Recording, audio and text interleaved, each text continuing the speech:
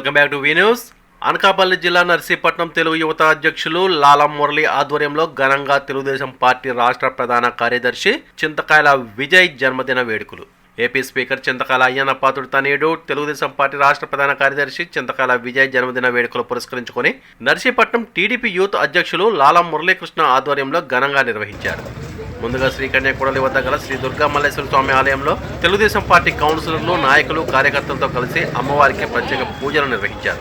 అమ్మవారి గుడి వద్ద పేదలకు దుప్పట్లు పంపిణీ చేశారు. అనంతరం నర్సీపట్నం ఏరియా హాస్పిటల్లో రోగులందరికీ బ్రెడ్ మరియు పండ్లు పంపిణీ చేశారు. ఈ సందర్భంగా లాలం మురళి మాట్లాడుతూ చింతకాయల విజయ్ ఇలాంటి జన్మదిన వేడుకలు మరెన్నో చేసుకోవాలని, మరెన్నో ఉన్నత పదవులు అధిరోహించాలని అన్నారు. ఈ కార్యక్రమంలో టీడీపీ పార్టీ మున్సిపల్ కౌన్సిలర్లు, నాయకులు, కార్యకర్తలు అధిక సంఖ్యలో యువత పాల్గొన్నారు.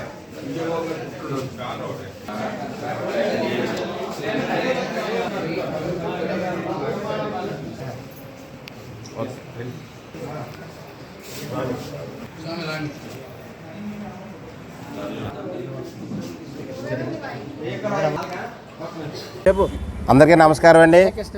ఈరోజు గౌరవ స్పీకర్ శ్రీ చింతకాయల అయ్యన్న పాత్రుడు గారు తనయులు మరి శ్రీ చింతకాయల విజయబాబు గారు మరి రాష్ట్ర ప్రధాన కార్యదర్శి తెలుగుదేశం తరఫున మరి ఆయన జన్మదినం సందర్భంగా ఈరోజు స్థానికంగా ప్రభుత్వ ఏరియా హాస్పిటల్లో మరి రోగులకి బ్రెడ్ పళ్ళు పంపిణీ కార్యక్రమం జరపడం జరిగిందండి.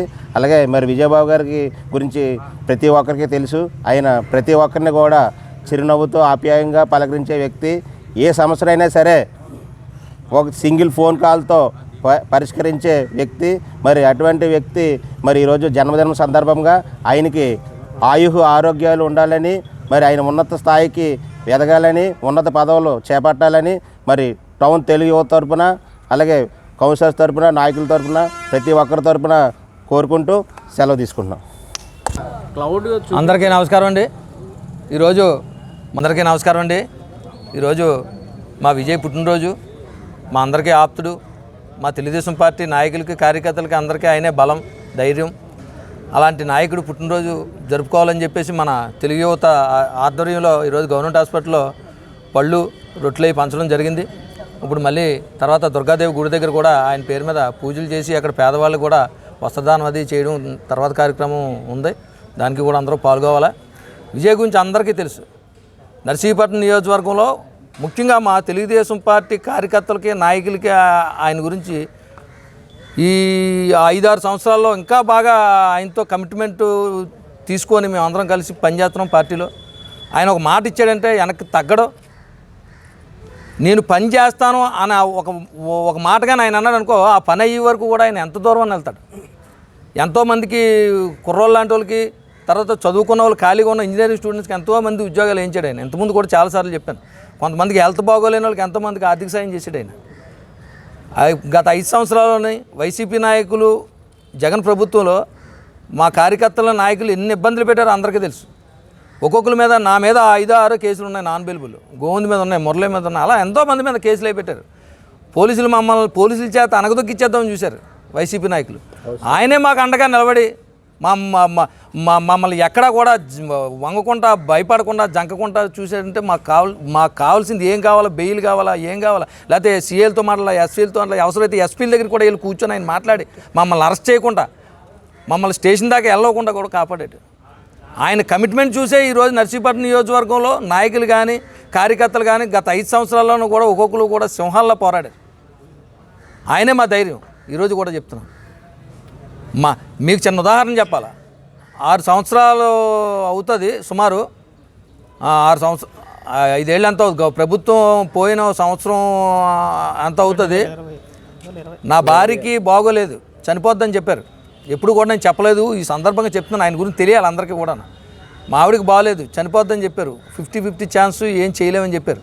చెప్తే నేను ఆయనకి చెప్పలేదు. ఎవరు చెప్పారో తెలియదు. నేను శారదానగర్లో పని మీద ఉంటే ఆయన నాకు ఫోన్ చేశారు. ఫోన్ చేసి, ఏం మధు ఏ సంగతి అంటే, ఏం లేదు సార్, రేపు వైజాగ్ వెళ్తున్నానంటే, దేనికంటే, నువ్వు చెప్పలేదు కానీ నాకు తెలుసు, ఇలా మీ ఆవిడకి బాగోలేదట కదా అని అడిగారు. అవును సార్, ఇలాగ హాస్పిటల్కి వెళ్తున్నాను.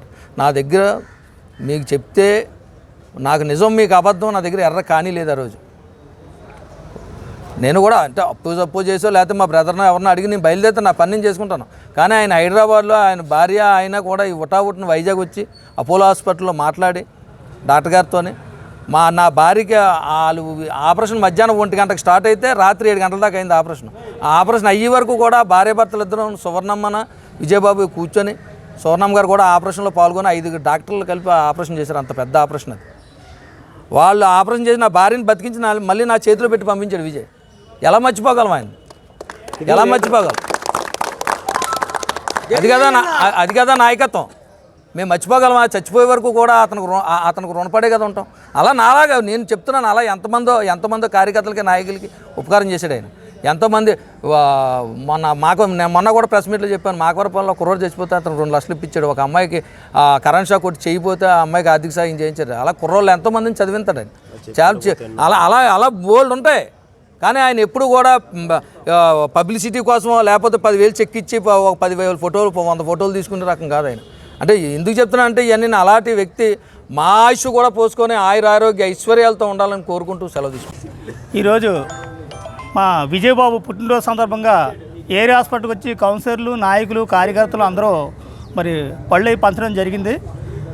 నిజంగా విజయబాబు మేము వెనకాతల మేము ఆయన కమిట్మెంట్ నచ్చి నిజంగా ఈ యూత్ అంతా అట్రాక్ట్ అయ్యి ఒక సైనికుల్లో పనిచేస్తున్నారు. మరి ఆయన పుట్టినరోజు సందర్భంగా ఇంకా ఎన్నో జరుపుకొని ఇంకా మంచి మంచి పదవులు చేపట్టి ఆయన అడుగుజాడల్లోని మరి మన అయ్యరపాత్ర గారు అడుగుజాడలో, రాజేశ్వరి అడుగుజాడలోని మేము అందరం పనిచేసి మన నియోజకవర్గానికి మంచి పేరు తీసుకొచ్చి మా యువ నాయకత్వం ప్రోత్సహించినందుకు మా విజయబాబు గారికి అందరికీ నమస్కారం. నమస్తే అండి. ఈరోజు తెలుగుదేశం పార్టీ ప్రధాన కార్యదర్శి మరియు స్పీకర్ గారు తనడైన శ్రీ చింతకాయల విజయ్ గారి బర్త్డే సందర్భంగా దుర్గాదేవి అమ్మవారికి పూజలు, కుంకుమ పూజలు చేయడం జరిగింది. అలాగే ఇక్కడున్న పేదలకు దుప్పట్లు పంచడం జరిగింది. ఆయన ఎన్నో ఉన్నత పదవులు అలంకరించాలని, ఆయన ఐశ్వర్య ఆరోగ్యంతో తొలగాలని అమ్మవారిని ప్రార్థిస్తూ మేము పూజలు చేయడం జరిగినది. అలాగే మీ అందరి ఆశీర్వాదాలను కూడా ఆయనకు ఉండాలని ఈ సందర్భంగా